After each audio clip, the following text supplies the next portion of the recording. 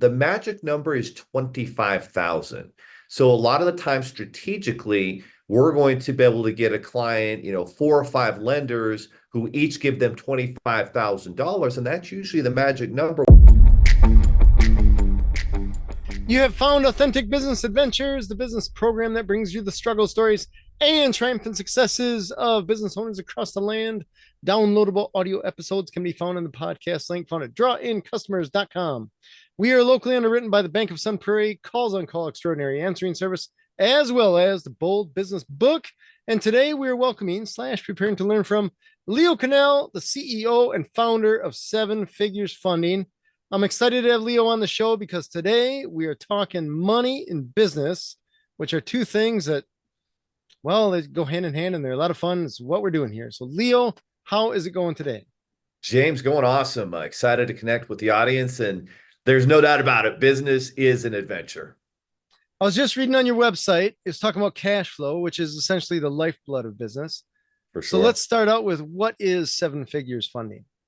Yeah, great question. So, for the last decade, we've been serving small business owners. There's 30 million of them across the country, and most of the time, banks and lenders ignore them when it comes to the financing needs that they have. And so, we've created a marketplace of options with 0% interest options up to as long as 18 months, lines of credit, equipment, commercial real estate loans, and even SBA.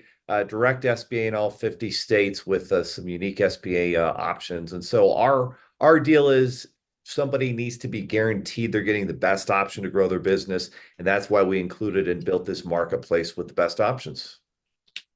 That is awesome. Now tell me, SBA, I know a lot of, well, some banks that really don't delve into that. So how big of a deal was it to get that as part of It your was it was a portfolio? big deal, and more importantly, like the last 2 years, SBA actually started to make programs that were much quicker and easier. I mean, we've all seen the nightmare of, oh, it takes months. And I remember one of the first SBA loans I did was for a gas station in San Diego. It took us 11 months to get that deal done. Absolute nightmare. And that's typical of SBA. And they have now streamlined a lot of those programs in the last 2 or 3 years since COVID. And so we've got a much more what we call the SBA Express loan that they can get done in about 4 to 5 weeks. And that's been a very solid program for small business to be able to get $150,000, $200,000 loan with an affordable payment. And so, yeah, definitely been a journey. Haven't always recommended, but for the right business, it can be a great option. I love talking lending in business because interesting when I'm coaching or teaching business planning classes, I say the Yeah, funny thing about getting money from banks is that you have to prove that you don't need the money. You sure. have to give them all this stuff, collateral stuff, and show that you have a good credit history and all this kind of stuff. It always seemed like I get it, they want to be paid back, but on the flip side, if we really had everything that you possibly need, we would need your funding. So tell me, who is your ideal client with Seven Figures Funding? Yeah, our ideal client is a small business owner, probably doing less than $5 million a year in sales, who needs financing to grow. That's probably about 30% of our business, but 70% of it is somebody who's new. Like you've been in business less than a year or two, maybe even pre-revenue, and you're looking for startup funding options. And so we work with a lot of business coaches, consultants, and trainers, get their clients access to capital. And that's where 90% of our business comes from, is those relationships with those who are in the trenches helping new businesses grow, and so we get them access to that financing. Nice. So tell me a story about interest rates. Those have been on top of people's minds during the pandemic when they were crazy low. And I guess a year ago when people assumed that they were crazy high, but relatively speaking over the decades, not that bad. Now they're coming down a teensy bit. How does that affect what you do or what you offer? That's a great question. Without a doubt, if you're dealing with commercial real estate or equipment financing or even SBA loans, those are oftentimes tied back to prime interest rates. And prime interest rates are, around 8%, maybe now down in the 7.75% range. And so it certainly has an impact on secured stuff. But for most business owners, they're different than consumers, right? If you're a consumer, well, you go get financing for your home, for your car. I mean, it's a place to live, it's a way to transport yourself, but it's not necessarily generating you income. If you're a business owner and you need a loan or line of credit or whatever it is to get your business off the ground, oftentimes you can turn that into a 300% return. So whether you're paying, 6%, 8%, 15, 20%, as long as you're making 2 to 300% on that money, which most business owners are, then you're coming out okay. And a few percentage points here and there isn't going to make a big difference. The bigger issue is, are you generating a return, an ROL, as we call it, return on loan, return on line of credit? And that's the bigger factor for businesses. So businesses ultimately are less impacted by rates. Now you start dealing with monster businesses, big tech companies, companies like GE, and you start talking about financing billions of dollars, which they need to grow their business, and it can absolutely be a big deal on their cash flow. If you're a company like Walmart or Amazon, where your margins are much, much tighter, financing rates go up, and every big business is using financing, contrary to popular belief. Oh, they just have cash for everything. No, they're all using financing and 60 and 90 and 30-day windows to be able to stretch out their cash and increase their cash flow. And so even those big businesses, Walmart has over 500-600 lines of credit at any one time. So they're much more impacted. An interest rate change can be worth billions of dollars for them. Got it. So let's talk about you in this business specifically. How did you end up in the lending business here for small businesses? Well, my background was in mortgages back in the day before the 2008, 2009 recession. And so I had that background of getting homeowners financing and investors financing for single family properties, multi-unit properties. And when the recession hit, that business really dried up very quickly. Most of the lenders we worked with actually went out of business. And so it was at that point I started to try to figure out, well, what's the next step here? I was looking for something that would be quote unquote recession proof. And so I looked into commercial real estate financing, did some deals there. And then I started to realize there was this niche of new, smaller business owners that need $50,000 to $100,000 in financing. And there's literally millions of them across the country, and they're ignored by most banks and lenders. And I said, well, that's the niche I want to serve, where I can make a big difference. And so we build out a marketplace of options for those clients. And fast forward a decade later, we've served tens of thousands for hundreds of millions of dollars of those small business owners. And it's been very rewarding, especially when you can see, I remember we had a client in Denver, helped her get financing for a beauty salon. She was declined by her local bank. We got her $70,000. I bumped into her at a GrowthCon event. A couple years later, she had 20 employees, was getting her own building, opening a second location. And so that's when I started realizing, wow, I don't always hear the after story of when you get somebody financing, but that's when you start to realize, well, you really are making a difference. They're creating jobs. They're creating products and services that improve everything. I mean, that girl has over 1,000 5-star reviews online. She's killing it. So that's a good case study, I think, in what can happen. That's awesome. I can It's funny you talk about that dollar amount, the smaller dollar amount, smaller, right? Being ignored by lenders. I can remember the first commercial property I was looking at. I was all excited because I'm like, we're not going to pay rent anymore. We're going to get this building.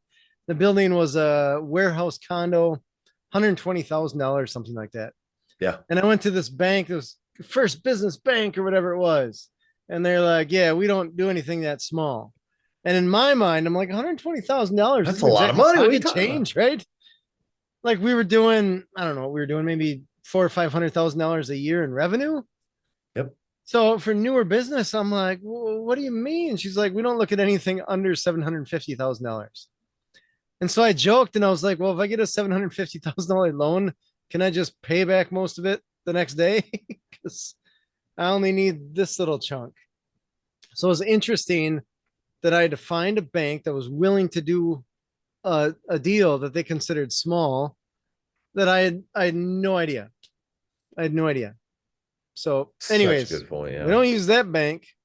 We Nope. stick with the bank that helped us out in the beginning, and you grow, you make money, and it's weird how a lot of these just industries or vendors, whatever, they just ignore the little guys on the assumption that they're always going to be little, but little like that ladder's got multiple rungs. And as long as you do it right, they're going to become big guys.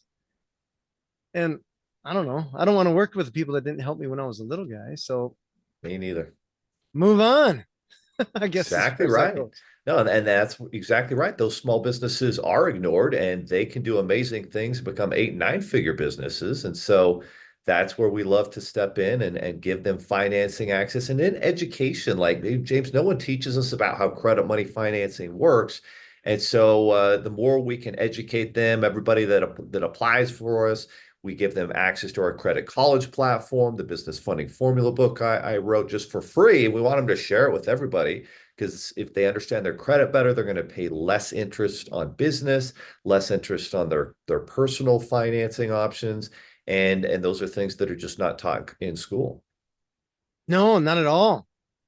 I remember teaching business class and I told people wherever you are at personally with your money, when you start your business, just multiply that times at least a factor of 10. So if you're good with your money, great, it's going to go up. If you're bad with your money, not great, it's going to go down.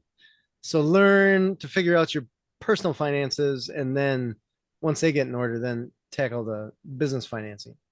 Amen. Because I mean, personal finance, you dig yourself into a hole, it's tough to get out of. Very. Business holes, holy jolly, those commas add up. I've seen some people get in trouble. So luckily I dodged those bullets. But at any rate, tell me what are some of the things, let's just say top three, top five things that you wish people, entrepreneurs knew before they came to you looking for money? Great question. I think what you're asking is how do you become fundable and stay fundable all the time as an entrepreneur because you never know when you're going to need to access financing and capital. And usually the best time to get access to it is before you need it. And so it starts with that personal credit score, keeping that personal credit score high, hopefully above 720, even above 750, and understanding the FICO score is different than a Vantage score, that Credit Karma score that you think is good doesn't mean anything. It's a Vantage score. You need a FICO score. You can get access to that Experian.com. So understanding your FICO score, keeping the credit high, that means making payments on time. That means when you go to apply, your personal credit card balances are, below 30% of your credit card limits. That's a credit secret that can keep your score 50 to 100 points higher. And then having a mix of credit from mortgages to installment loans with car loans to student loans aren't generally a positive thing. Credit cards are a good thing as long as you're keeping the balances low, and then you never want to close a credit card because then that lowers your average age of your account history, which lowers your credit score. So first is credit. Next thing to pay attention to is your business bank account. How you take care of your business bank account says an awful lot about you as an entrepreneur, as a business owner.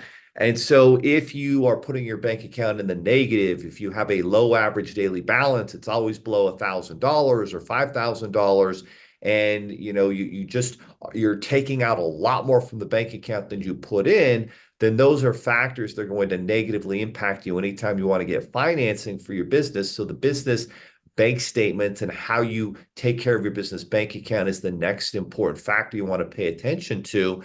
And then the next thing you want to look at is your business tax returns. If you know you're going to need that decent sized SBA loan, then you can't strategically always write off every last dime on your business tax return. You have to show some sort of net income. Things that you may not know that actually go towards your net income are what you pay yourself in W-2 salary. So if you pay yourself, you've got an S corp, you limit your tax liability, you pay yourself a 50, 70, $100,000 a year W-2 salary, you can add that back in. So if your business shows break even, but you pay yourself $100,000 a year in W-2, you actually show 100,000. They'll add that back in. They'll add back in depreciation if you have a lot of equipment or trucks or vehicles that you own in your business and you depreciate those. That's not a cash expense. You get to add that back in. So just understanding those things that are going to be added back in to show that the business is not break even, is not losing money. It's actually generating cash flow. You've heard cash is king. That's true. You want to keep balances in your business checking account and savings. That's very important. But also cash flow, you're taking out less than the business is bringing in, is going to be a big factor. And the way that you are showing some cash flow in the business on your business tax returns will be the next thing they'll look at. Nice. I love it. Tell me about business credit scores. Yeah. Yeah. And so we know with personal credit, right? We want to have that 720, hopefully 750 or better FICO score with Experian, Equifax, and TransUnion. With business, the three major business credit bureaus are going to be Dun and Bradstreet. That's the first one you'll build that profile with, that foundation. Next will be your IntelliScore with business Experian, and then Equifax Business is the third major bureau, and they are very tied to any type of business credit card or a bank loan that you get in the name of your business. Those three business credit bureaus are going to make up what's called your FICO SBSS score, which SBA uses to approve an SBA loan. It used to be that SBA didn't really give much credence or it wasn't a big factor in getting approved, that business credit score. Now it's probably the number one reason we see business owners get declined for an SBA loan is they have no business credit. And the issue is when you will go out and get a car loan personally, it reports that next month immediately, sometimes within days, all your payment history. You go and get a credit line at your local supplier store down the street. 9 times out of 10, it will not report to your business credit history. And so you have to proactively build that business credit profile and work with vendors and creditors who report your credit history. And so that's one of the things that we help business owners with is educating them. Hey, here's the vendors who actually report. You have to actually build your profile. Everything needs to match up from your EIN to your address, to your business phone number, to your website, to the name. If your name doesn't show up and connect with what's on the state website, with what the business credit bureaus like Dun & Bradstreet are showing, it won't report. And so just understanding how to build that business credit is very important to being fundable that next step. That's so interesting. The Dun and Bradstreet thing. I remember when I first started my business, 2006. I don't know if it was exactly 2006 when I got this letter, but I got a letter from Dun and Bradstreet saying, "Hey, Yeah. we got your credit score for your business, and we want you to pay us whatever it was per month or per year." And I was like, "Wait, what? Who are you, and what do you want?" So tell me about paying for something like Dun and Bradstreet.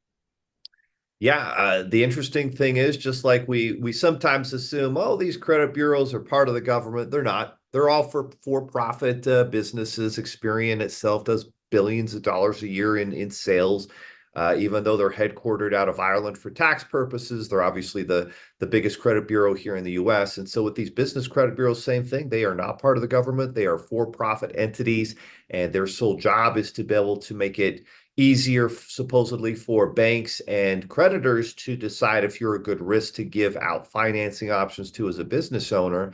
And so yes, you can, most of the time you can get your EIN, your DUNS number as it's called. You can get that DUNS number free from Dun and Bradstreet to build that business credit profile. And then if you just work with the right vendors who report, then you don't necessarily need to pay Dun and Bradstreet. Where it may make sense to pay them is if you've been working with a vendor locally who does not report to D&B system, but you have a $10,000, $15,000, $25,000 credit line with that local vendor and you've got good payment history.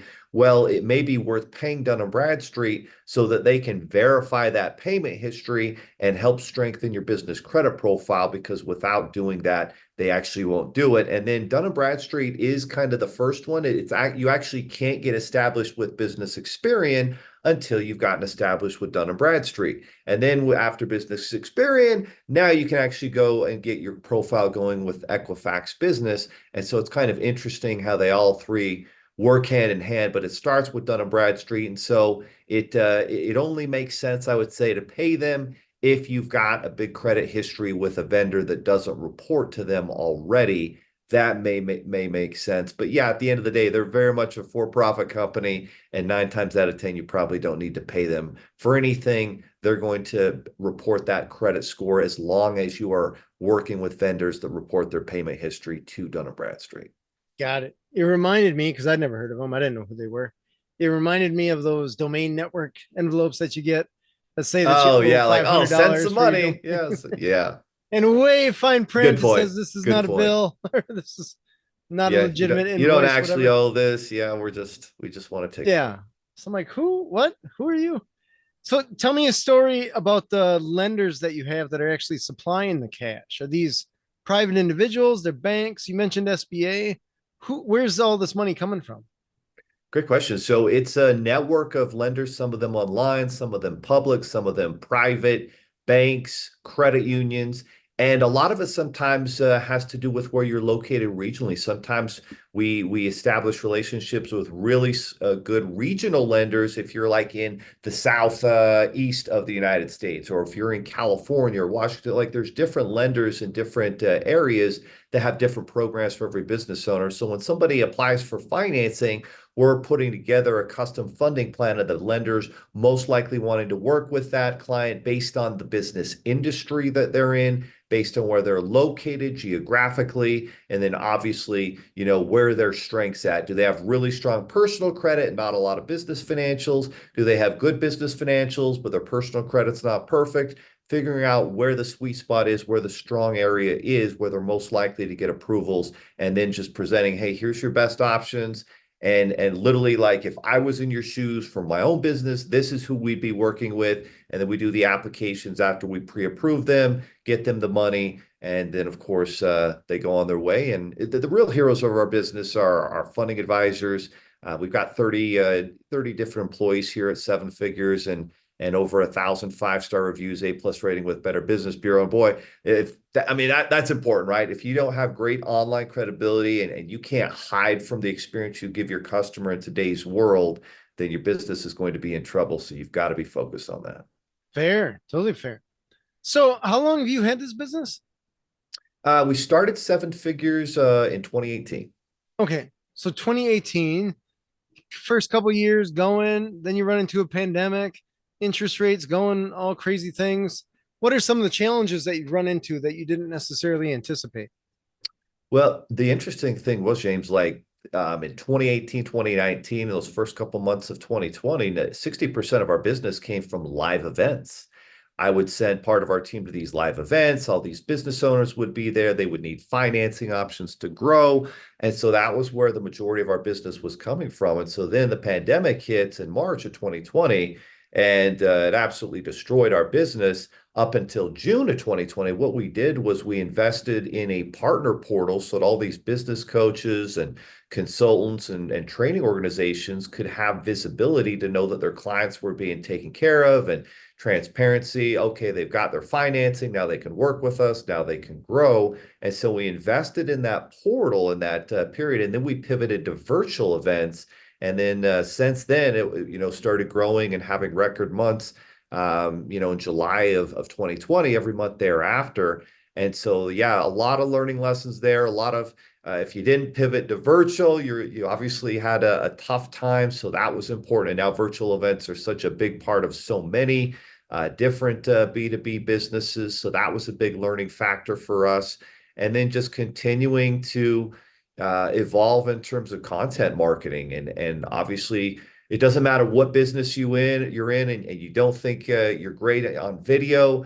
Just identifying and doing short video content on your dream customers' biggest problems and pain points, and how you resolve those, and giving freely of those solutions is just so vital and important, because oftentimes people be like, okay, they like what they see, and then they're going to go look at your content, and then based on your content, now they're going to decide if they want to work with you.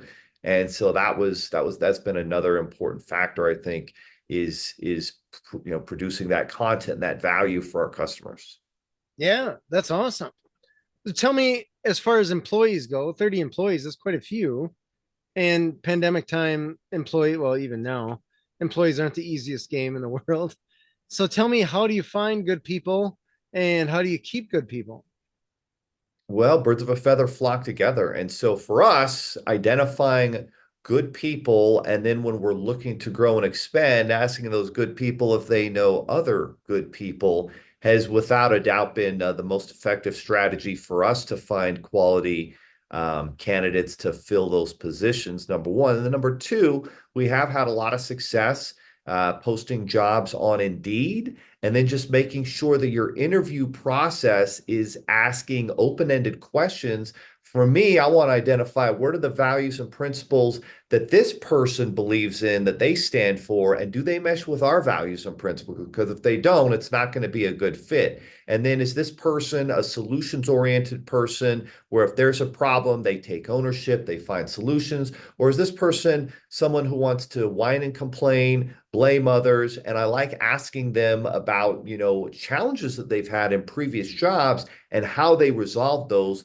And when they can explain those effectively, that gives me an idea, if they're going to be a good fit. The other thing is if you're hiring for technical skills, like we have a couple of coders and developers here for our fintech platform, and so for them, it's, well, great. I'm glad you have values and principles. I'm glad you focus on solutions, but do you have the skill set to actually do the job? And so in a unique position like that, I've got our CTO who will literally have tasks that they have to go and do and then present to prove their skill set that they can do that job. And I think that's another really important thing is if it's a skill set job where they have to be able to do certain things, give them a task and see how they do it. And now you've got a good idea of whether they have the skill set too. So you have like the hard skill set and then the soft skills of, values and principles, and putting those together, I think is important. Got it. I completely understand that. We're doing very similar things, trying to get good people and all that jazz. Tell me, as far as managing 30 people, that's a small army. That's a decent sized crew. So how do you set up a managerial hierarchy, or do you set up a managerial hierarchy? I absolutely do. And so we've got a couple of additional, really three, got our COO, and then we have our director of funding, and then we have our funding processor who's in charge of the entire funding process, and manages about four people in her office. And so, yeah, it is key to having good leaders who are good at what they do and can communicate that well to everybody else. And the interesting thing that I think a lot of entrepreneurs sometimes get confused on is they assume that somebody who is a high performer, high producer is automatically going to be a good manager and a good leader. And that's just not the case, right? The ability to manage and to be able to get a lot and have rapport amongst the team and help people succeed and teach is completely different sometimes in a skill set versus someone who's a great producer and a great performer salesperson. And so I think that's been part of our learning curve is, just because they're great, they're our top producer, doesn't mean they're automatically a great manager. And then leadership is all about the one-on-ones and finding out what drives somebody and giving them, not only logical steps that they can do, but hey, what's that emotional thing that they want to accomplish? Are they working towards buying their first home? Are they working towards, being able to go on vacation, get married, whatever the thing is? And so it's important, I think, for them to have emotional drivers as well as logical ones. That's fair. Totally fair. Are these in office? Are they remote? How does that work? We definitely have both. Some of it's interesting. We had some really good team members who were working in the office, and then we're here in Utah, and they're like, "Oh, we're moving to North Carolina." And so we said, "All right, well, here's the parameters. Here's what you have to be able to do and prove that you're doing, even though you're not in the office." And they had worked with us for a few years, and then moving to North Carolina, they've done a really good job of working remotely. So we definitely have a combination of both those who work in the office every day and those who are remote. But I will say this, if you have a sales environment, the more you can get sales teams in the office, I think that's important. Yeah. Yeah. There's thrive and competition. And yeah, they push each other, I guess, from what I've seen, which is very good. Definitely. So are you relying on people finding you, or are your sales crew actually going out and hunting for potential businesses that need some money? A little bit of both, but most of our business again comes from the relationships that we've established with different business training, consulting, and coaching organizations, and so really it's managing those relationships, and myself and my partner we manage most of those relationships, and then we have our customer service team that is always communicating with them and communicating with their clients. We do that through private Slack channels, and that's been really effective. And so for the most part, our team is coming in and they've got appointments on their calendar that they're calling and clients that they're taking care of who have already applied for financing and been approved. And so that's really their job, is to take care of the client. And then as an organization, we're building those relationships. But we always incentivize the entire team to bring in more relationships and to incentivize them and pay them for doing that extra work. And it's funny because the previous company that I was a owner in, like my other partners, thought that was a terrible idea. And they were wrong, because you should be incentivizing growth. You should be aligning those incentives as an organization. And they had everything misaligned, which didn't lead to good results and didn't even motivate the team to go out and find new referral partners. And so from day one, we've been clear that that's something that we value. So, oh, just so I understand, with this previous company, what did they want to do instead of what you're doing now? Well, it was the same setup where you were generating a lot of your financing leads from these different organizations who already had business owners that needed financing.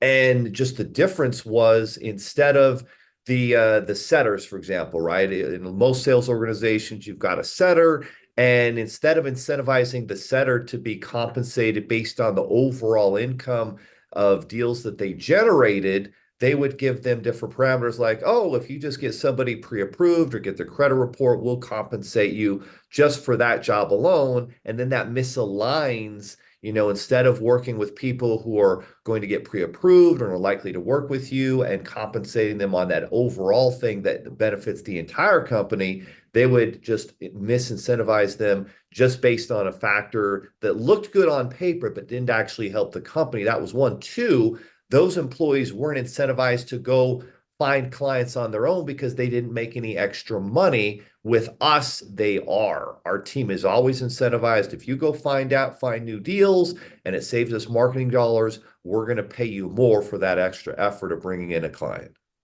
Got it. Okay. I was just reading a book. Oh my gosh, I can't think of his name. The guy that helped with lean manufacturing and all that. Oh my gosh, my brain. Not the Anyways, lean startup, though.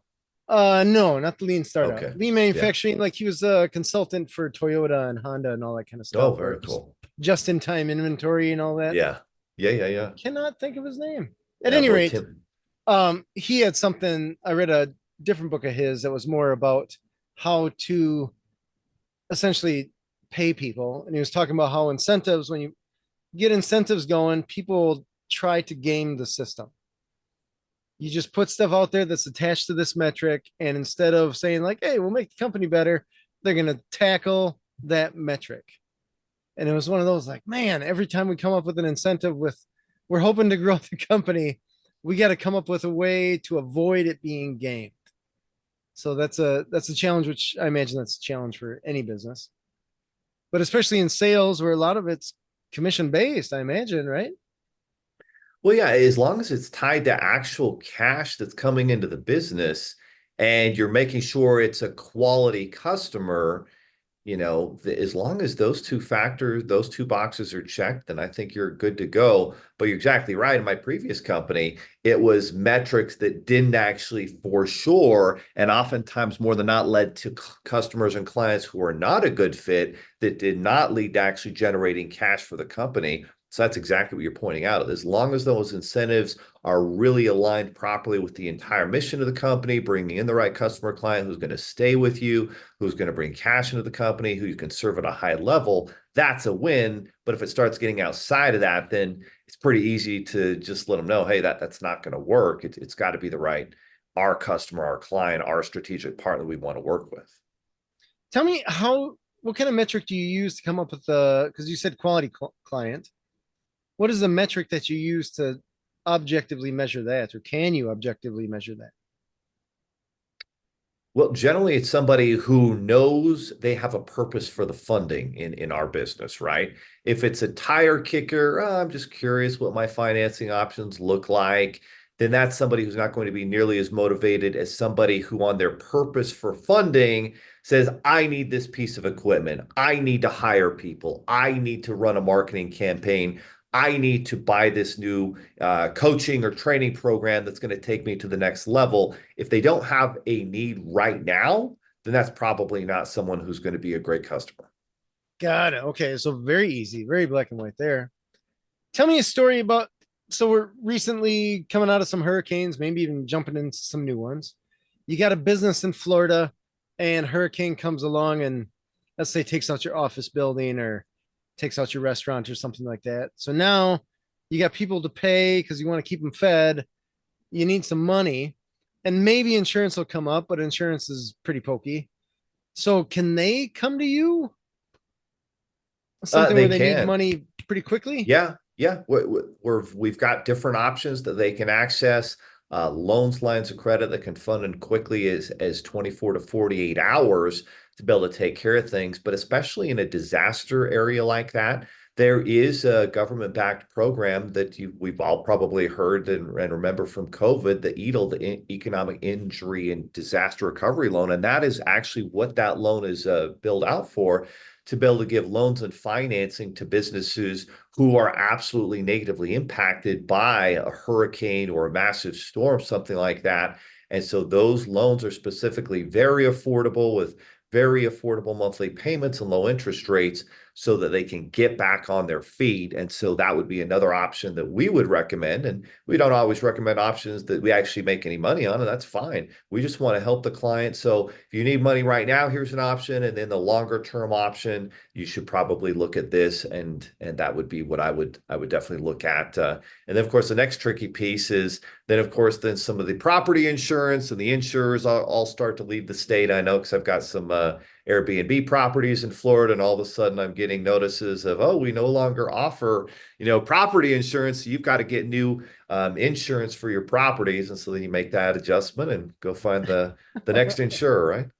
Yeah, right. Man, I've heard a lot of horror stories about that. I don't have anything in Florida, so but we've answered phones for places, Airbnb places specifically Yep. that are in Florida. And yeah, they've gotten some letters. To me, it's funny because you're in the insurance business. This is Florida. It's an expectation of what's going to happen. But they're like, oh, we didn't know we'd actually have to We're pay out. surprised. What in the world? We thought we just collected. This is a one-way street here. So, No. anyways, let's talk about the lenders that you have more. I don't know how difficult it is to get a bank to work with you. Is that something that you have to reach out to them and say, hey, we got these programs, we got these people, we got these customers, or banks coming to you say, these are kind of small, you do the paperwork. Tell me about the relationship there with your vendors. Yeah, I mean, we always help with the paperwork because that's just part of our service is consulting and getting those applications filled out and filling them out the right way because there's a wrong way to fill them out. So that's number one. And understanding who's lending, right? Because everybody has certain numbers, targets that they want to hit for the quarter. And so when certain lenders hit those, then they kind of pull back their lending. So we're always keeping our fingers on the pulse of who's lending right now, who's not, and then shuffling those lenders around based on who is lending. But there's a few secrets that you can start to follow. I mean, number one is obviously being very judicious about where you have your business bank account. If you have your business bank account at a lender, are they going to be able to give you a line of credit in the future? Can they give you a good sized business credit card? Do they have cashback rewards? What benefits do they have? And if you can take really good care and keep a decent amount of money in your business bank account, then nothing's going to make it more easier for you to get financing in the future than that. As an example, Chase can be really good to work with, where we've got some clients who maybe start out with just a $10,000 business credit card limit or line of credit. And if they take good care of it, and that means they use it and then they pay it down to zero, use it and pay it down to zero, they'll literally take that $10,000 limit and expand it to $100,000 without you even having to ask for it because of how you use it and pay it down to zero. And so those are some strategies that we always recommend the business owners look at. Nice. That sounds cool. I am curious as far as the banks go. If I'm working with a bank, is it better to go through someone like you, or is it better to ask that bank and then if they say no, come to someone like you? Or how does that work? That's how most of them do it. Most of them ask their bank, they're told no, and then they come to us. Gotcha. Okay. And you have a bigger pool of lenders, all that We jazz. So there's do, more yeah, opportunity. we for sure. All right. Got it. Where do you see lending going? I guess crystal ball here. Where do you see lending going in the next 3 to 5 years? Is it going to be easier to Fintech get cash or more difficult to get cash? probably easier, and the way it will happen is through fintech platforms. So we've just invested a decent amount of capital into a platform called myfigures.com. And in that platform, there's one funding application.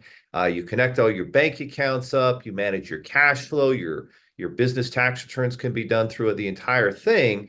But in there, it automatically connects with the top 100 lending sources, provides 4 or 5 options without you even having to speak to somebody.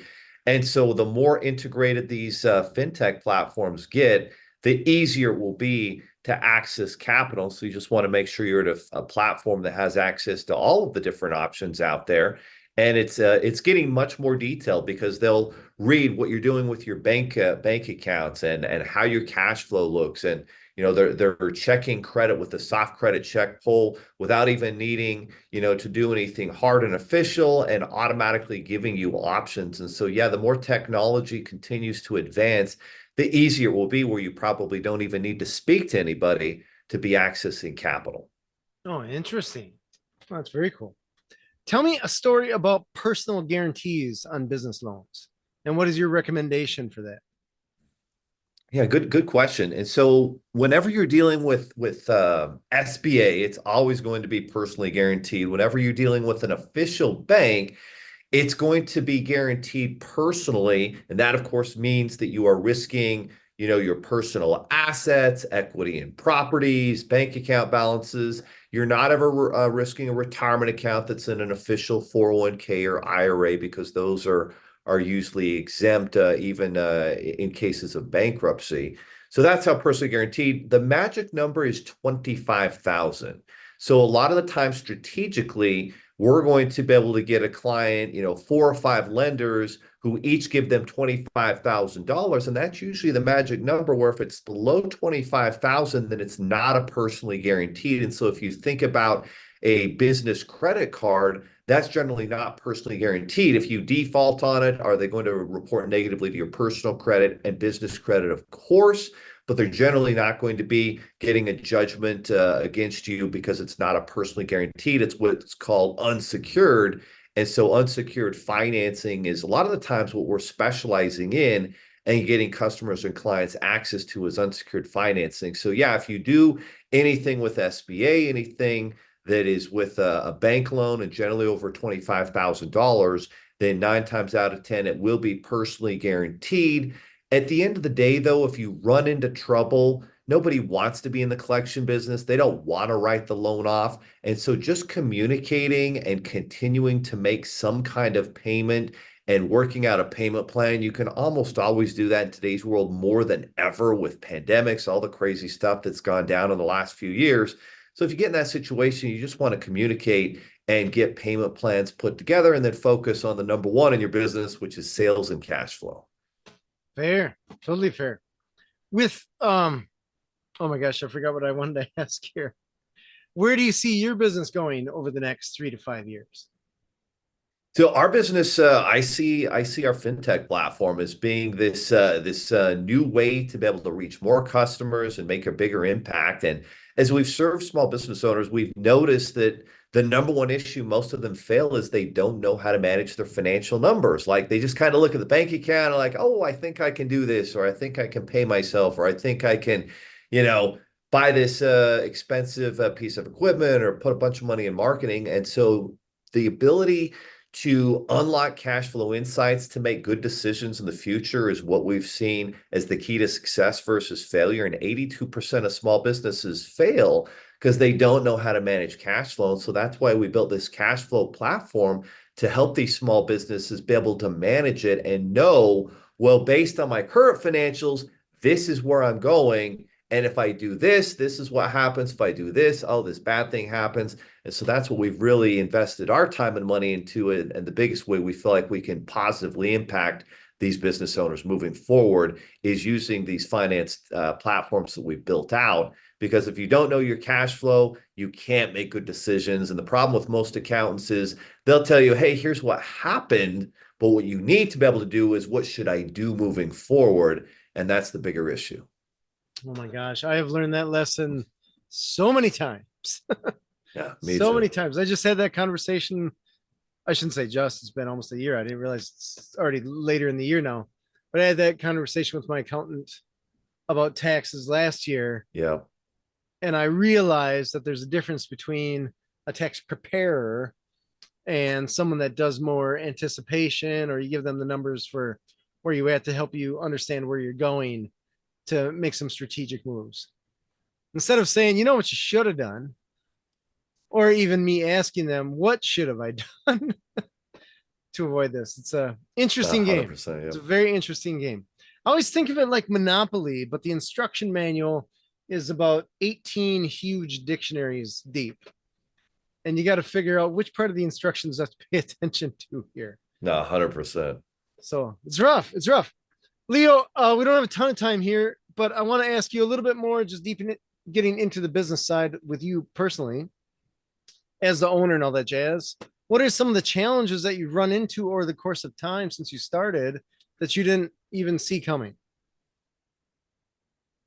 Well, the interesting thing that always happens is anytime you have, more than maybe even more than 5 employees, you might think that, oh, the culture is doing well and everybody's enjoying their job.